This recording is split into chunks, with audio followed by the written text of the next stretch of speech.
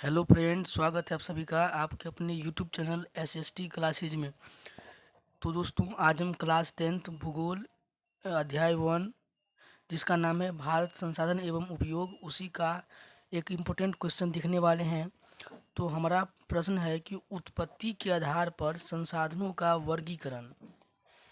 अर्थात हम जो संसाधन के बारे में पिछले वीडियो में पढ़ चुके हैं, तो बोल रहा है कि संसाधन का वर्गीकरण करना है, अर्थात उसको बांटना है कि उसका कितना प्रकार होता है। लेकिन संसाधन को भी विभिन्न आधारों पर बांटा गया है। तो उनमें से एक है उत्पत्ति के आधार पर। उत्पत्ति का क्या मतलब होता है? उत्पत्ति का मतलब होता है कि स्रोत, अर्थात संसाधन शुरू कहाँ से हुआ था, उस आधार पर बांटना है। तो देखिए, उत्पत्ति के आधार पर संसाधन दो प्रकार का होता है। कितने प्रकार का होता है? तो उत्पत्ति के आधार पर संसाधन को दो प्रकार का होता है। एक होता है उत्पत्ति के आधार पर जैव संसाधन और दूसरा होता है अजैव संसाधन। तो पहले हम जैव संसाधन को देख लेते हैं। तो अब हम देखते हैं कि जैव संसाधन क्या होता है। तो इसका डेफिनेशन देखते हैं। तो इसका परिभाषा है कि वे संसाधन जिनकी प्राप्ति जैव मंडल से होती है तथा इनमें सजीव के सभी लक्षण मौजूद होते हैं, जैव संसाधन कहलाता है। अर्थात ये जो जैव संसाधन है, इनकी जो प्राप्ति होती है, ये संसाधन जो है वो जैव मंडल में मिलता है। जैव मंडल मीन्स क्या होता है?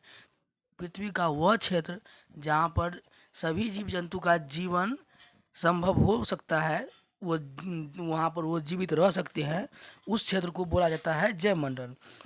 तो ये जो जैव संसाधन है, इसकी प्राप्ति अर्थात ये संसाधन हम लोगों को जैव मंडल में मिलता है। और एक और बात है कि इस संसाधन में जितने सजीव के सभी लक्षण, लगभग सभी लक्षण, सजीव के सभी लक्षण इस जैव संसाधन में मौजूद होता है। अर्थात इसमें सजीव के सभी लक्षण शामिल होते हैं। अब देखिए इसका उदाहरण कौन कौन से हैं। तो इसका उदाहरण है मनुष्य। देखिए, मनुष्य, आप जानते हैं कि मनुष्य स्वयं भी एक संसाधन है। तो ये मनुष्य मिला कहाँ से है? मनुष्य की प्राप्ति कहाँ से हुआ है? तो जैव मंडल से। इसलिए ये मनुष्य जैव संसाधन है। एक है वनस्पति। वनस्पति का मतलब होता है पेड़ पौधा, और पेड़ पौधा से विभिन्न प्रकार की वस्तुएं बनता है। तो इस प्रकार से पेड़ पौधा भी एक संसाधन है। और चूँकि वनस्पति की प्राप्ति कहाँ से होता है? तो जैव मंडल से, इसलिए वनस्पति भी जैव संसाधन है। उसके बाद है मत्स्य, अर्थात मछली। मछली भी क्या है कि ये जैव मंडल में मिलता है, जैव मंडल से प्राप्त होता है।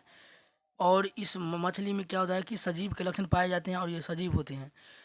उसका है पशुधन, अर्थात जितने भी पशु हैं, जैसे गाय, भैंस, बकरी, इसके द्वारा हमें क्या मिलता है? दूध मिलता है, गोबर मिलता है, मतलब, और इन सब से हमारी आवश्यकताओं की पूर्ति होता है, इसलिए ये संसाधन है। और चूंकि ये जैव मंडल से प्राप्त होता है, इसलिए ये जैव संसाधन है। दूसरा है अजैव संसाधन। तो अजैव संसाधन का डेफिनेशन देख लेते हैं। बोला है वे संसाधन जिनकी प्राप्ति निर्जीव वस्तुओं से होती है तथा इसमें निर्जीव के सभी लक्षण मौजूद होते हैं, अजैव संसाधन कहलाते हैं।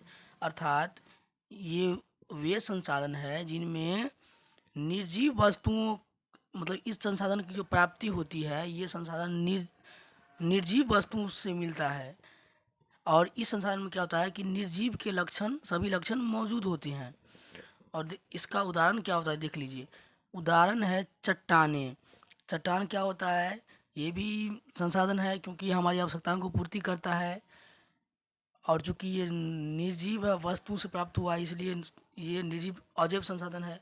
धातु। धातु भी हमारी आवश्यकता को पूर्ति करता है, लेकिन ये क्या है? ये निर्जीव वस्तु से प्राप्त हुआ है, इसलिए अजैव संसाधन है। उसके बाद खनिज। खनिज तो हमारी आवश्यकताओं को इतना पूर्ति करता है कि इसके बारे में कहना भी, जितना कहे वो कम है, लेकिन ये निर्जीव वस्तु से प्राप्त हुआ है, इसलिए ये अजैव संसाधन है। तो दोस्तों, अगर आपको ये वीडियो अच्छा लगा है तो इसे लाइक करें, अपने दोस्तों में शेयर करें और चैनल को भी सब्सक्राइब कर लें, ताकि इसी तरह का वीडियो आप लोग को मिलता रहे। धन्यवाद।